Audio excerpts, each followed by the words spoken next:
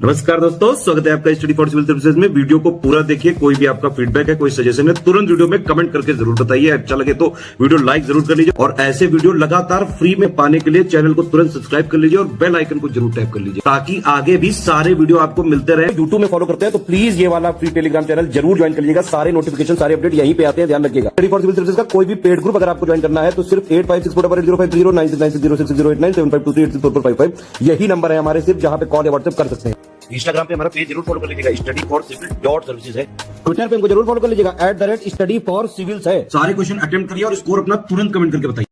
समीक्षा अधिकारी के प्रीलिम्स एग्जामिनेशन के लिए हम सेक्शन वाइज मॉक टेस्ट इस समय दे रहे हैं और ये हिंदी के सेक्शनल मॉक टेस्ट है। यहाँ पर हम वाक्यांश हेतु एक शब्द के 50 अच्छे वाले प्रश्नों को देखने वाले हैं।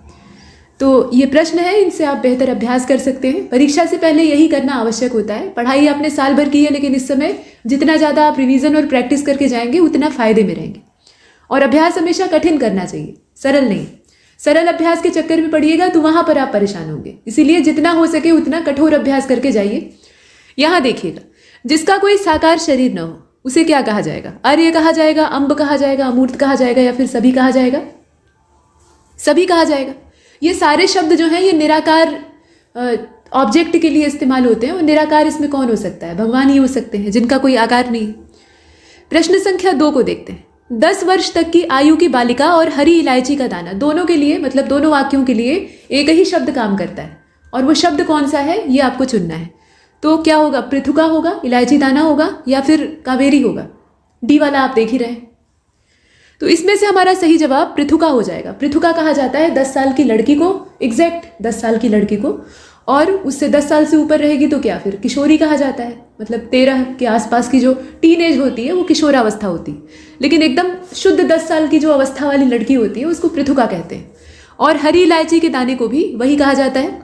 इसके बाद प्रश्न संख्या 3 में कहा गया कि अच्छी प्रवृत्ति और सच्चाई या ईमानदारी की जो नीयत है, इन सब के लिए आप कौन से शब्द का इस्तेमाल करेंगे? तो दयानतदारी और खुलूस 2 शब्द दिए हैं, बाकी कहा गया है कि दोनों सही है और कोई नहीं सही है।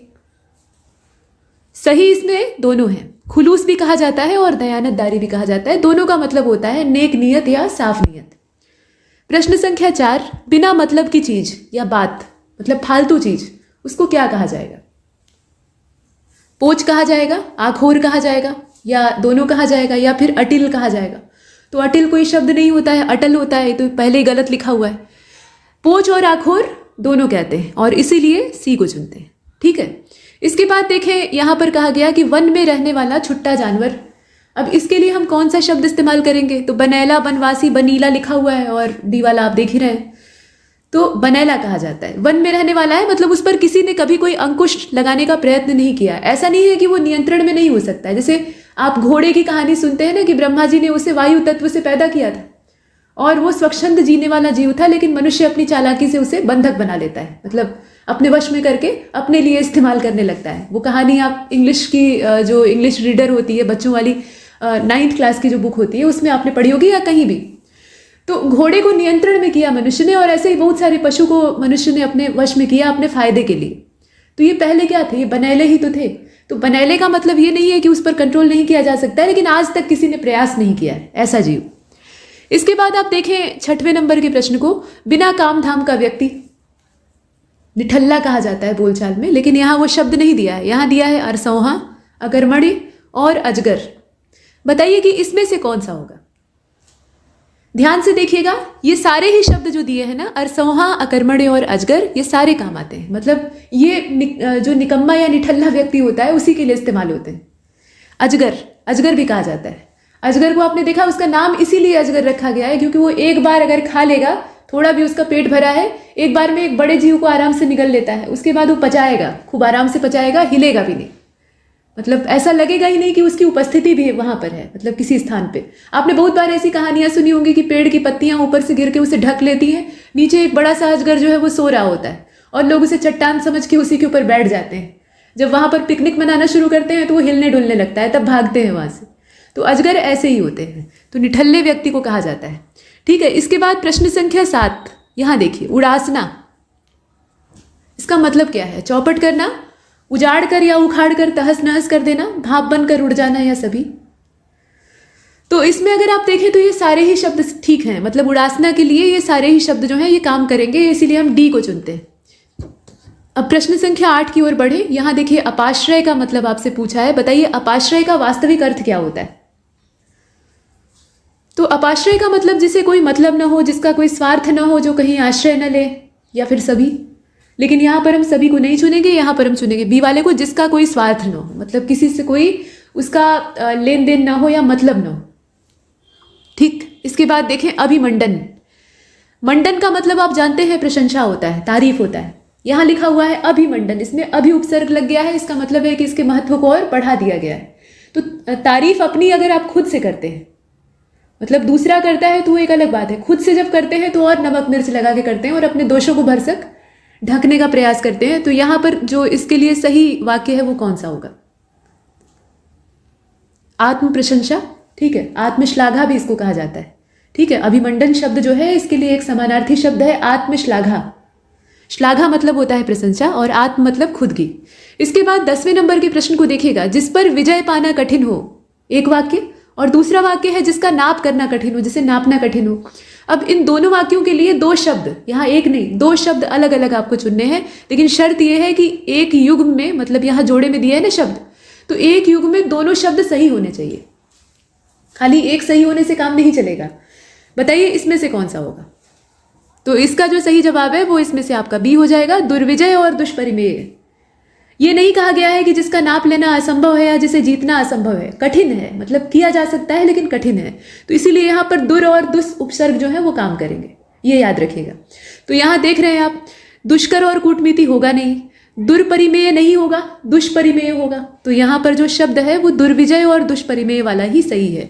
ए वाले को मत चुनिएगा, ए वाले में कहा गया है अपरिमेय, यानी नापना असंभव है, जबकि यहाँ कहा गया है कि कठिन है। तो हमने बी को चुना।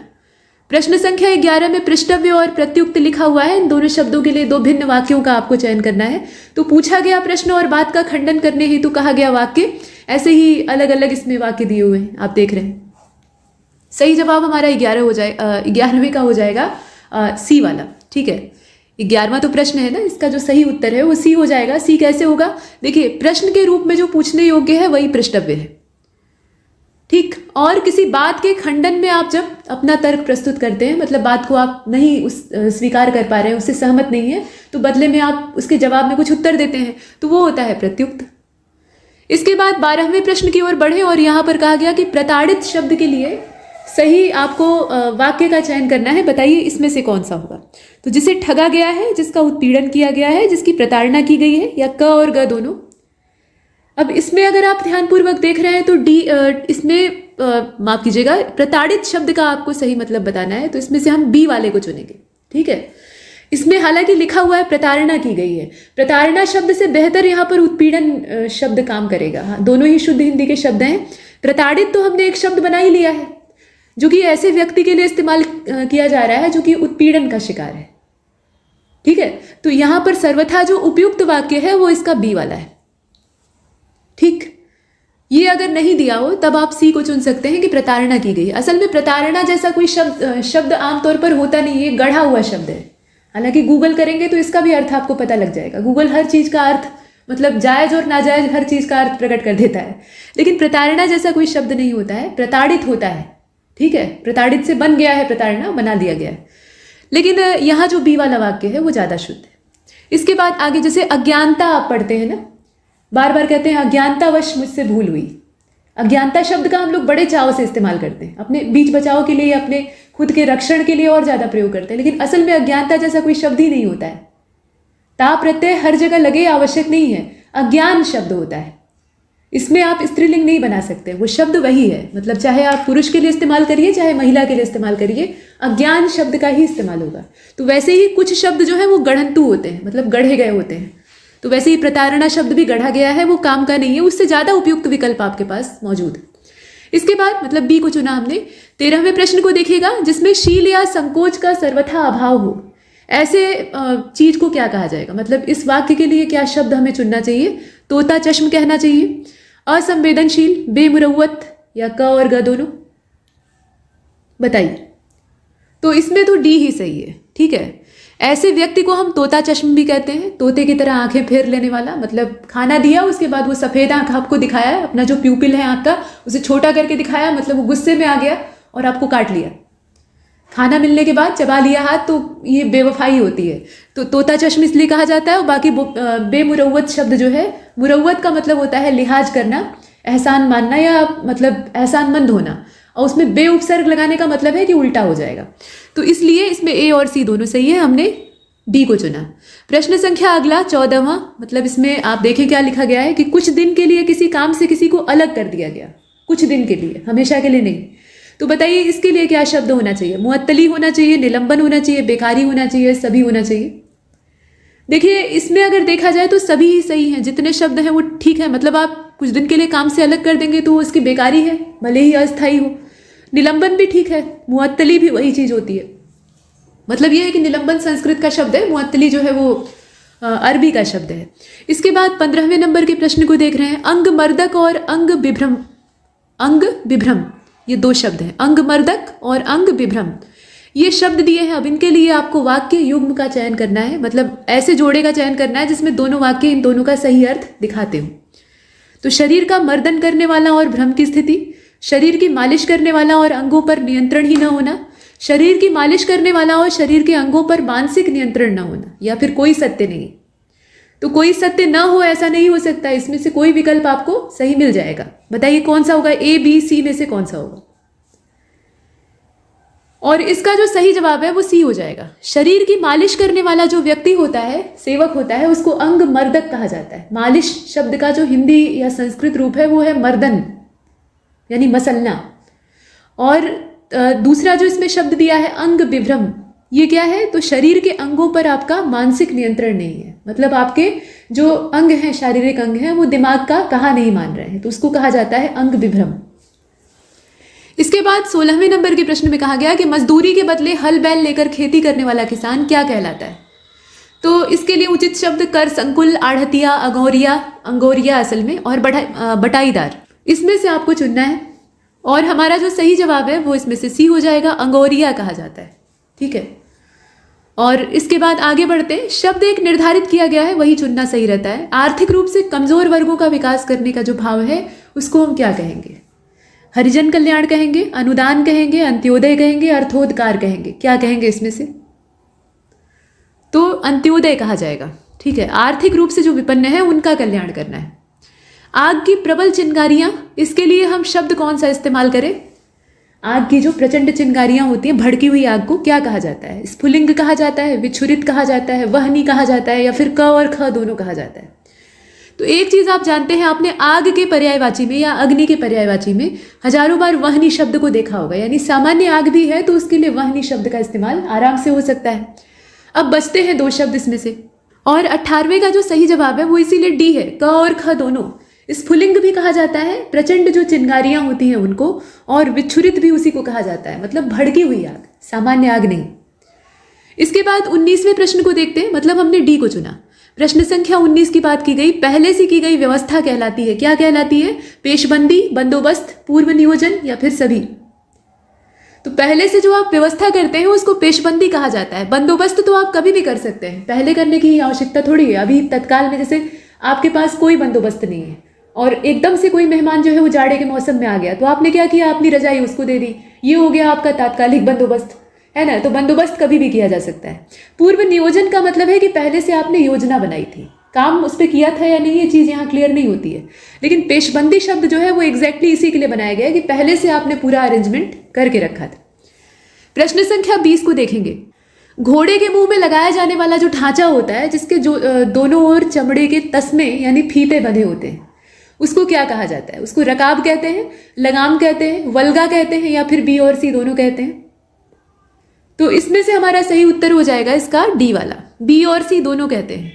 ठीक है, लगाम भी कहते हैं और वल्गा भी कहते हैं, रकाब नहीं कहते हैं। ठीक है, इसमें से हमने किसको चुना? प्रश्न संख्या 20 के डी वाले ऑप्शन को। इसके बाद 21वें को देखते हैं। अत्याचारी व्यक्ति जो कि पूरी मानव जाति पर बोझ है, यानी धरती पर बोझ जिसको कहा जाता है, अत्याचार से उसके सब लोग परेशान हैं, उसके लिए हम कौन सा शब्द इस्तेमाल करेंगे? अभिक और अन्यग, यही दो शब्द दिए, बाकी सी और डी में उसी को घुलाया मिलाया गया है। तो बताइए इसमें से हम चुने किसको? हम चुन सकते हैं दोनों को, क्योंकि दोनों ही ठीक हैं। अभिक भी कहा जाता है ऐसे भीषण अत्याचारी व्यक्ति को जिसे कि धरती सह नहीं पा रही है, मानवता सह नहीं पा रही, और उसी के लिए अन्यग शब्द का भी इस्तेमाल होता है। प्रश्न संख्या 22, पासे के दांव पर चौसर बिछाकर खेला गया जो खेल होता है, मतलब कुल मिलाकर चौसर का जो खेल होता है, उसके लिए हम कौन सा, जुए के खेल के लिए यहाँ आपको बताना है कि कौन सा शब्द इस्तेमाल करेंगे। और सिर्फ जुआ ही नहीं, ऐसे पासे वाले खेल में जैसे लूडो आप देखते हैं, वो भी, उसमें भी क्या होता है, पासे की ही मूल बात होती है, पासे में कौन सा अंक आ रहा है इस पर निर्भर होता है। अब लूडो जुआ थोड़ा नहीं होता है, उसमें पैसे का आप सट्टा लगाएं वो अलग बात है ना। तो मतलब ये कि पासे के सहारे खेले जाने वाले जितने भी खेल होते हैं उनके लिए हम कौन कौन से हिंदी के शब्दों का इस्तेमाल कर सकते हैं, वो आपको चुनना है। दिया है द्यूत, अक्षकर्म, शलाका और सभी। बताइए इसमें से कौन सा होगा? तो द्यूत तो आप प्रचलित तौर पे जानते हैं, है ना। जुआ शब्द जो है वो तद्भव है, द्यूत उसी का तत्सम रूप है, तो वो तो होगा ही। अब बाकी तो जो दो शब्द दिए हुए हैं उनको देखिएगा। तो इसमें से हमारा डी वाला हो जाएगा। देखिए सभी सही हैं इसमें। अक्षकर्म भी उसी को कहा जाता है, ठीक है, निम्न कर्म, और शलाका भी उसी को कहा जाता है। जुआ कभी भी किसी के लिए भी हितकारी नहीं होता है। इसके बाद आगे चलते हैं, प्रश्न संख्या 23 को देखते हैं। किसी विषय विशेष पर चर्चा के लिए आयोजित की गई जो बैठक होती है उसे हम किस नाम से संबोधित करते हैं? मजलिस कहते हैं, अंजुमन कहते हैं, महफिल कहते हैं, या फिर कुछ और, या सभी कहते हैं? सभी वाला विकल्प यहाँ दिया है। बताइए इसमें से क्या होगा? तो इसका डी ही हो जाएगा, यहाँ सभी कहते हैं, ठीक है। ये तीनों शब्द इस्तेमाल होते हैं।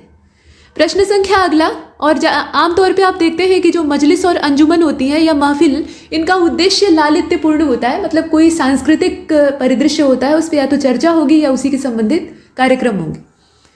प्रश्न संख्या 24 को देखते हैं। अलग से रखा हुआ विशिष्ट पद या फिर अलग से रखा हुआ खाद्य पदार्थ। अलग से रखा हुआ विशिष्ट पद या अलग से रखा हुआ कुछ खास खाद्य पदार्थ, उसके लिए हम एक शब्द इस्तेमाल करना चाहते हैं। बताइए इसमें से कौन सा होगा? मखसूस होगा, पृथक्कृत होगा, खास होगा, या फिर ए और सी यानी मखसूस और खास दोनों होगा? आपको गाजर का हलवा बड़ा पसंद है, मान लीजिए अभी सीजन चल रहा है, तो आपकी माता जी ने हलवा बनाया, उस समय आप थे नहीं घर पे, बाकी सदस्य जो हैं वो अपने हिस्से का खाया, आपके हिस्से का जो है वो रख दिया गया। अभी ठंडी है तो फ्रिज में नहीं रखा गया, ऐसी जगह रखा गया जहाँ चींटियाँ इत्यादि ना पहुँचे। फिर आप आए तो आपके लिए खास अलग करके रखा था, आपने बड़े चाव से उसे खाया। तो ऐसी चीज़ जो अलग से रखी हो, या फिर कोई खास पद किसी के लिए निश्चित रखा गया हो कि हम उसी व्यक्ति को देंगे, जी प्रधानमंत्री का पद है हम उसी व्यक्ति को देंगे, जिसे राजा निर्धारित करते थे। तो इसके लिए हम दोनों ही शब्दों का इस्तेमाल करते हैं, यानी मखसूस का भी और खास का भी। पृथक्कृत का मतलब होता है अलग किया हुआ, अब वो खास है या नहीं इससे कोई मतलब नहीं, तो ये शब्द अस्पष्ट है, इसीलिए हमारा सही जवाब हो जाएगा डी वाला। प्रश्न संख्या 25 की बात करते हैं। जिसका शरीर भौतिक रूप से मौजूद ही नहीं है उसको हम क्या कहेंगे? बताइए। अशरीरी कहेंगे, विधाता कहेंगे, विदेही कहेंगे, क्या कहा जाएगा?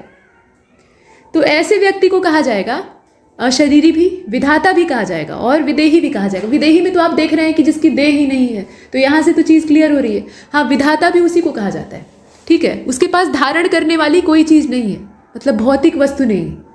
भगवान को विधाता इसीलिए कहते हैं क्योंकि उनका कोई शरीर नहीं है, निश्चित आकार प्रकार नहीं है। वो तो भक्त जिस रूप में उन्हें देखना चाहे उस रूप में देखते हैं और उपासना करते हैं। वो अपनी अपनी भावना है, जाकी रही भावना जैसी। लेकिन निराकार ईश्वर ही है, उन्हें हम अलग अलग रूपों में पूजते हैं। धर्मों में बटे हुए हैं तो धर्म वाले भी अलग अलग पूजते हैं, लेकिन कुल मिलाकर भगवान या ईश्वर का जो ईश्वरीय सत्ता है वो एक है। तो वो ऊर्जा का स्वरूप है, उनके पास कोई शरीर नहीं है। तो तीनों ही शब्द उनके लिए इस्तेमाल होते हैं और इसीलिए हम डी को चुनते हैं। अच्छा, 26 को देखते हैं। ऐसा व्यक्ति जिसका मस्तक हाथी के सिर के समान केशविहीन हो, उसे क्या नाम दिया जाएगा? तो ऐसा व्यक्ति जिसका कि मस्तक हाथी के शरीर के समान केशविहीन है, उसको हम क्या कहेंगे? कुंजर ललाट कहेंगे, मतंग मौली कहेंगे, घटोत्कच कहेंगे, गजकेशन कहेंगे, क्या कहेंगे? जब भीम का बेटा पैदा हुआ है ना, भीम का विवाह सबसे पहले हिडिंबा के साथ हुआ था, उसके बाद कई सारे विवाह भीम के हुए थे, द्रौपदी से भी एक विवाह हुआ था, तो अन्य संतानें पैदा हुई थी। लेकिन पहला विवाह जो वनवास वाली अवधि थी, जब ये लोग लाक्षागृह से भागकर वन में गए थे, पांचाली का स्वयंवर वगैरह आगे आप देखते हैं, उसी क्रम में जब जंगल से गुजर रहे होते हैं तो वहाँ हिडिंब से इनकी मुलाकात होती है। और हिडिंब बड़ा अत्याचारी था, तो वो वहाँ के ऋषि मुनियों और आम नागरिकों को तंग करता था, तो उसका वध कर देते हैं। तो उसकी बहन अनाथ हो जाती है, हिडिंबा। तो हिडिंबा को ये वरण कर लेते हैं, मतलब उससे अपना विवाह कर लेते हैं, भीम से वो प्रेम करने लगती है। तो उनके एक बेटा पैदा होता है, और पैदा हुआ तो उसका जो सिर है वो एकदम चिकना था, मतलब बाल निकलने की कोई संभावना नहीं थी, और वो बाद तक नहीं निकलता है। घटोत्कच के सिर पर एक भी बाल नहीं था। तो इसमें से कौन सा शब्द होगा? घटोत्कच। ये निर्धारित शब्द है। बाकी कुंजर, ललाट और मतंग मौली जैसे शब्द जो है वो मिलते जुलते दिखाई दे सकते हैं, लेकिन सही उपयुक्त यही। प्रश्न संख्या अगले को देखते हैं। यहां देखिएगा, दुश्शला। बताइए, सारे महाभारत के पात्र जो हैं वो यही हाजिर हो गए हैं।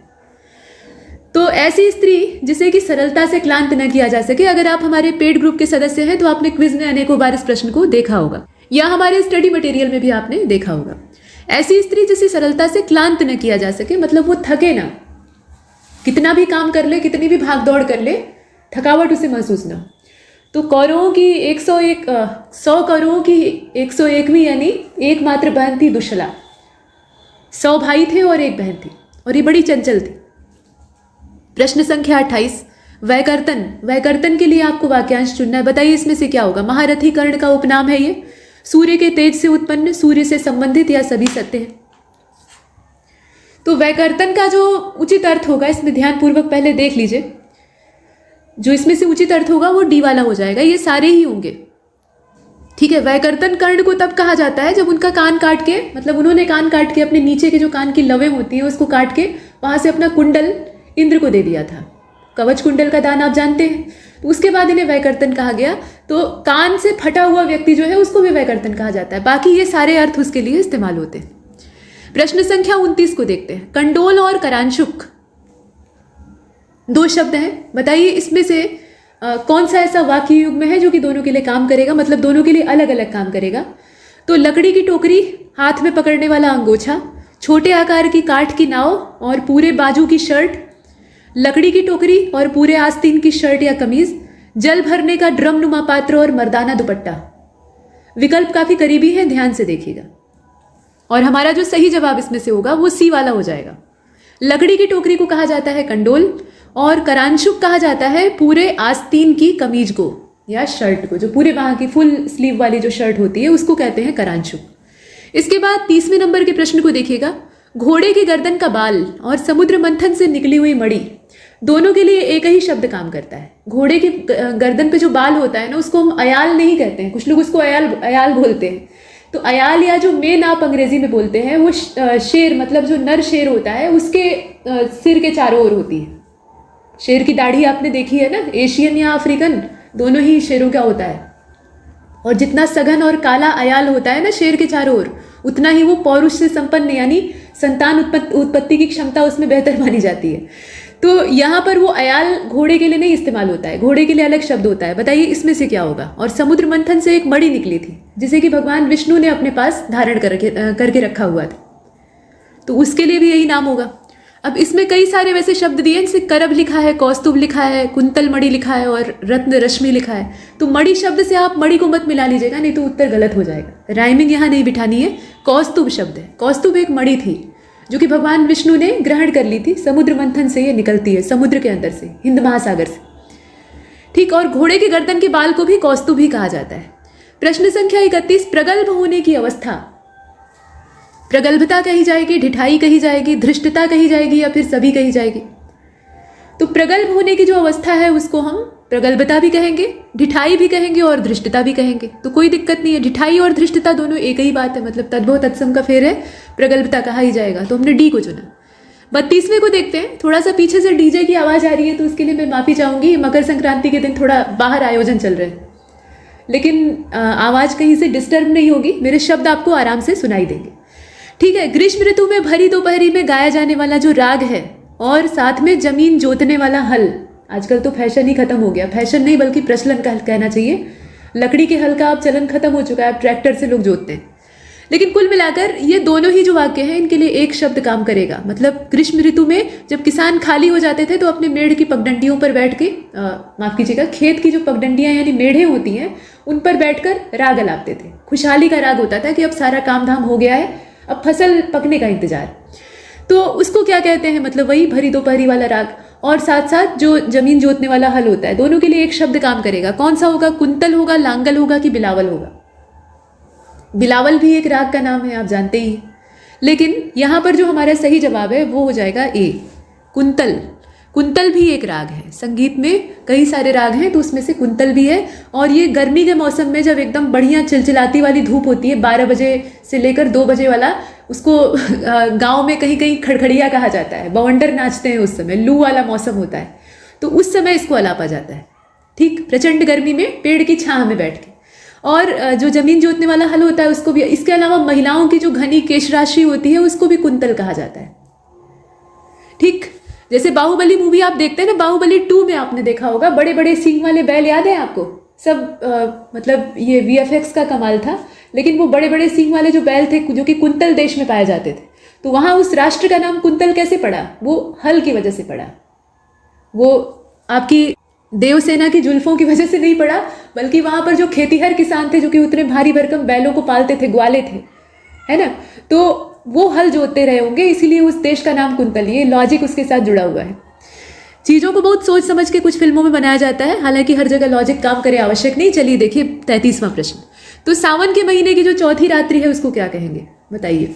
अब ये जो वाक्य है इसके लिए आपको शब्द बताना है। मधुश्रावणी होगा, मासरात्रि होगा, श्रावणी होगा कि यशोधरा होगा। मधुश्रावणी जो है ये तो जो सावन की मीठी बयार होती है ना उसको कहा जाता है। हालांकि सावन में उमस ही ज़्यादा होती है, लेकिन जो पूर्वा हवा की एक झकोरे होते हैं, मतलब उसके अंदर बारिश के छींटे भी भरे होते हैं, तो इस तरह की असल में सावन का मौसम जो है ना, इस समय रिमझिम बारिश होती है, ऐसा माना जाता है। अब भादों में जो है वो उमड़ के बरसते हैं एकदम, मतलब मूसलाधार सारी कसर चुका दी जाती है।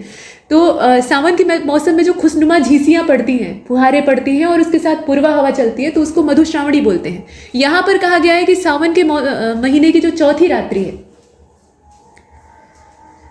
तो ये जो प्रश्न है इसका सही जवाब क्या होगा? यशोधरा हो जाएगा। ठीक है, यशोधरा।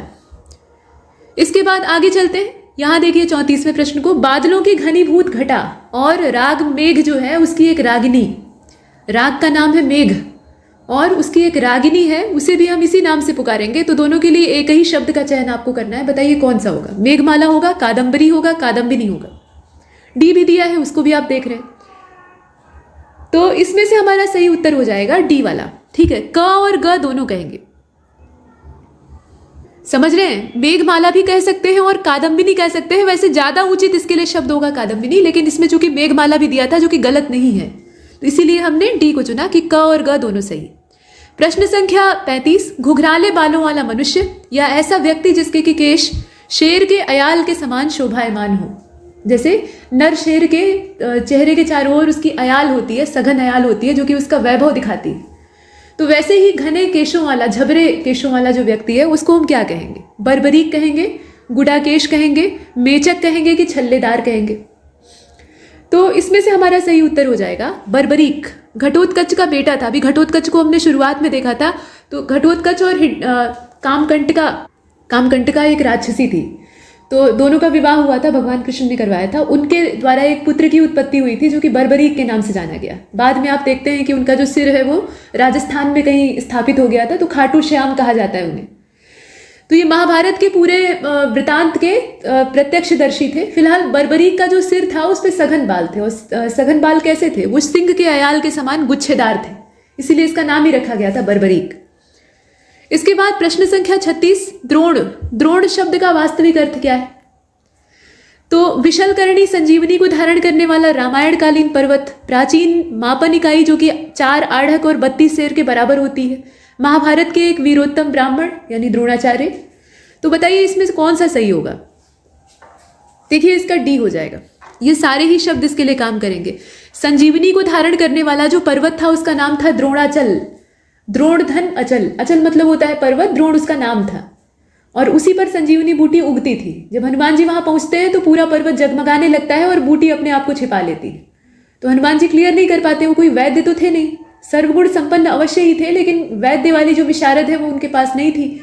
तो उन्हें ये लगता है कि कहीं कोई गलत औषधि न चली जाए, उत्तर से दक्षिण का फासला पूरा तय करने में सुबह हो जाएगी, लक्ष्मण जी को बचाना है। तो ऐसे में वो पूरा ही द्रोणाचल उखाड़ लेते हैं और सुषेण वैद्य के सामने ले आकर रख देते हैं कि लीजिए इसमें से पहचान लीजिए। तो ये वाला काम। उसके अलावा जो प्राचीन मापन इकाई है उसमें भी द्रोण शब्द का इस्तेमाल होता था। और महाभारत में द्रोणाचार्य को आप जानते ही हैं। इसके बाद आगे चलते हैं। द्रोण का जो तद्भव रूप है वो दोना होता है, समझ रहे हैं।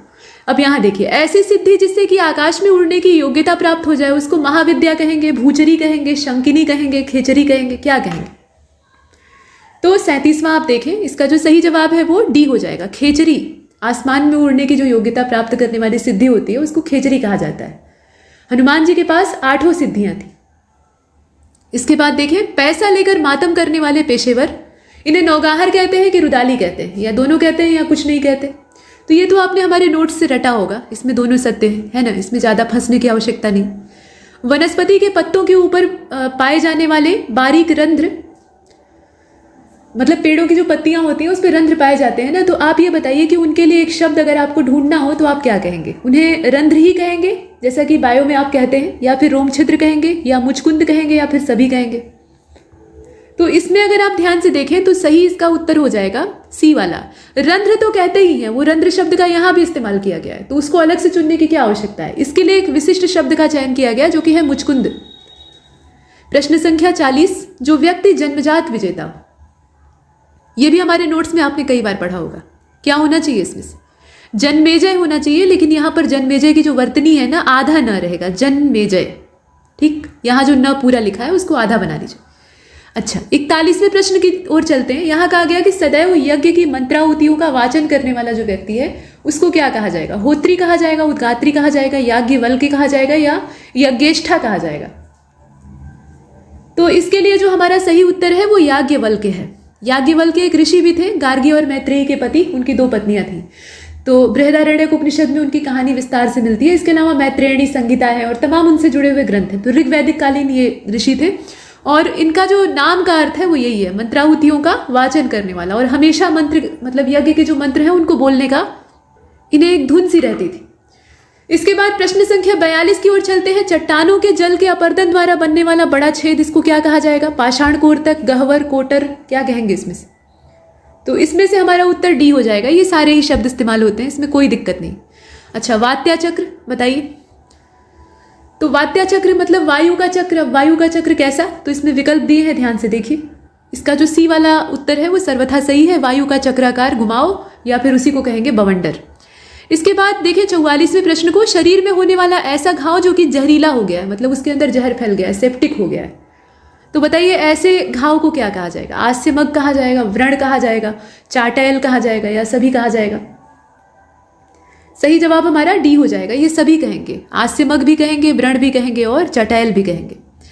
प्रश्न संख्या 45, भ्रम के कारण उत्पन्न धारणा, भ्रम की वजह से उत्पन्न धारणा, इसको क्या कहा जाएगा? आंतर प्रपंच कहेंगे, अंतर भ्रामरी कहेंगे, बुद्धिभ्रष्ट कहेंगे, या फिर सभी कहेंगे? अब इसमें अगर हम ध्यानपूर्वक देखें तो हमारा जो सही जवाब है वो हो जाएगा आंतर प्रपंच। ये अंतर का प्रपंच होता है जिससे कि आदमी निजात नहीं पा पाता। प्रश्न संख्या 46, हथेली में तर्जनी और अंगूठे के बीच का जो स्थान है उसको क्या कहा जाता है? अंगुलियों के नाम आप जानते हैं ना, 5 अंगुलियां, तो आप तर्जनी समझ रहे हैं, मतलब अंगूठे के बाद जो अगली अंगुली होती है जिसे कि आप दूसरों को दिखा दिखा के इशारा करते हैं, तो उसके बीच की जो जगह होती है उसको क्या कहते हैं? पोर कहते हैं, मध्यक कहते हैं, आठ कहते हैं, ओट कहते हैं, क्या कहा जाएगा? सही जवाब हमारा सी हो जाएगा, आठ कहा जाता है। ठीक है, 8 शब्द का इस्तेमाल होता है। पोर तो अंगुलियों के ही बटे हुए भाग होते हैं जो कि रेखाओं द्वारा विभाजित होते हैं। अच्छा, यहाँ कहा गया कि विविध खगोलीय पिंडों का एक परिवार जिसमें कि अनेकों सौर मंडल होते हैं, उसको क्या कहेंगे? मंदाकिनी कहेंगे, वियद गंगा कहेंगे। इसके अलावा सुर दीर्घिका लिखा हुआ है, सुर दीर्घिका ये शब्द है, तो इसमें से आप चुनेंगे किसको? डी वाले को चुन लीजिए, सभी सही है। प्रश्न संख्या 48 की ओर चलते हैं। मुख्य शत्रु के पीछे रहकर सहायता करने वाला जो शत्रु होता है उसको क्या कहा जाएगा? शत्रु भेदी कहा जाएगा, प्रच्छन्न रिपु कहा जाएगा, आक्रंद कहा जाएगा, या कोई नहीं? तो इसमें से हमारा सही उत्तर हो जाएगा आक्रंद। ठीक, आगे बढ़ते हैं। ऐसी प्रौढ़ा स्त्री जो कि मनसा वाचा कर्मणा अपने प्रिय को लुभाने का हर संभव प्रयास करती हो, उसे हम क्या कहेंगे? तो ऐसी स्त्री को कहा जाता है आक्रमिता नायिका। और ऐसी जो महिला है वो अपनी प्रौढ़ अवस्था में पहुंच चुकी होती है, लेकिन उसके बावजूद श्रृंगार वगैरह करके पूरे आक्रामक मुद्रा में अपने प्रिय को हथियाने की कोशिश करती ताकि वो किसी दूसरी स्त्री का ना हो जाए। प्रश्न संख्या 50, क्षय करना या कम करना, ऐसे शब्द के लिए हम कौन सा, ऐसे वाक्य के लिए हम कौन सा शब्द इस्तेमाल करेंगे? तो इसमें तो उतन्न और ह्रास जो दोनों लिखा हुआ है दोनों सही है, तो इसमें से हमने दोनों को चुना अर्थात डी को चुना। तो यहाँ पर ये मॉक समाप्त होता है।